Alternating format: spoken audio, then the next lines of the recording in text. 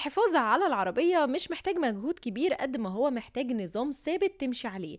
أول وأهم حاجة هي الصيانة الدورية، يعني تغيير الزيت والفلاتر وسوائل التبريد والفرامل في مواعيدها من غير تأخير، لأن أي إهمال بسيط بيأثر على باقي أجزاء العربية مع الوقت. بعد كده نيجي لضغط الإطارات، ودي نقطة ناس كتير بتغفلها رغم إنها بتأثر على الثبات والاستهلاك للبنزين وبتسرع تآكل الكاوتش بشكل واضح.